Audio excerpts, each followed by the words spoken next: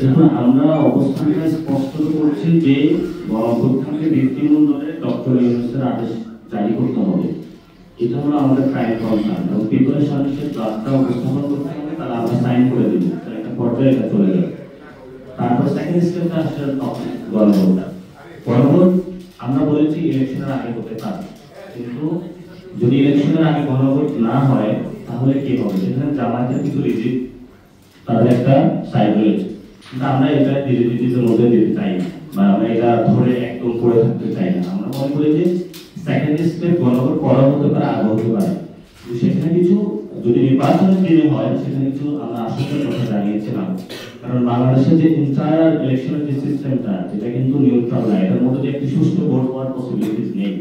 সেখানে যারা 300 আসনে ইলেকশন করে, যে প্রার্থীগুলো থাকে অধিকাংশ হলো গডফাদার, এবং এই গডফাদাররা তাদের গ্রেনেড ককটেল নিয়ে সবসময় হলো ভোট কেন্দ্রগুলো অস্থিতিশীল করার জন্য চেষ্টা চালিয়ে থাকে।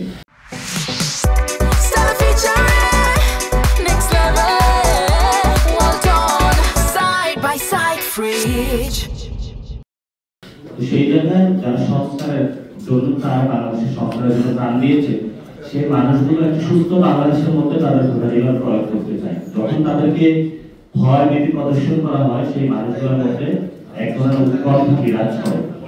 এই কনসার্নটার জায়গাটা যদি ইলেকশন কমিশন এটা নিশ্চয়তা দিতে পারে, যদি এই কনসার্নটা নামিয়ে নিয়ে আসতে পারে, তাহলে তো এগুলো হতে পারে।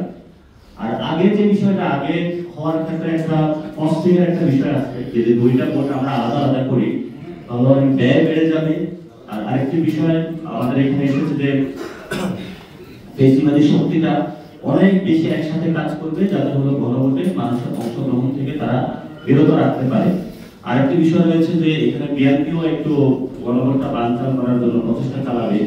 তো সেই ক্ষেত্রে এরা ইলেকশন কমিশনের করে নির্ধারণ করে, সক্ষমতা করে। তারা যদি আগে পারে তাহলে করবে, তারা যদি পরে পারে সেটাও করবে। তবে যে কোনো সময় হোক সেটাতে আমরা শুভকামনা জানাই, কিন্তু আমাদের এটা সময় নিয়ে আমরা এই বিতর্কের পিছনে পড়ে থাকতে ইচ্ছুক নয়। আপনি আগে করেন পরে করেন, দুটাতেই তো ইলেকশন কমিশনের আপনার টেস্টিংয়ের মধ্য দিয়ে যেতে হবে, এবং এই গুন্ডাতন্ত্র মাস্তানি ভোট কেন্দ্রের এই ধরনের যে পরিস্থিতি, সেটা থেকে আমাদের মুক্তির একমাত্র উপায় হলো গণভোটটা সুষ্ঠুভাবে। আমরা ফোকাস করতেছি যাতে গণভোটটা সুষ্ঠু প্রক্রিয়ায় হয়, কিন্তু বিএনপি এবং জামায়াত এই কথাটা বলছে না, গণভোটটা যাতে সুষ্ঠু প্রক্রিয়ায় হয়।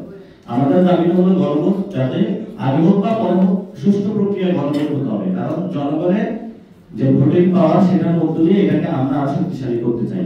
আর আমরা এটাতে প্রস্তাবনা যেটা একের খসড়া যেটা বলা হয়েছে, সেটা আমরা বলেছি যে এটা বিল আকারে উপস্থাপন করতে হবে, প্রস্তাবনা আকারে নয়। কারণ বিল আকারে উপস্থাপনা করলে অনেক শক্তিশালী হবে, এবং প্রস্তাবনা আকারে করলে এটা পরবর্তীতে আমাদের ড্রাফটিং এর প্রবলেম হবে। এই জন্য আগে ড্রাফটিং বিল সবকিছু আগে হয়ে যাক, তারা আমরা সাইন করে দিব, এটা আমাদের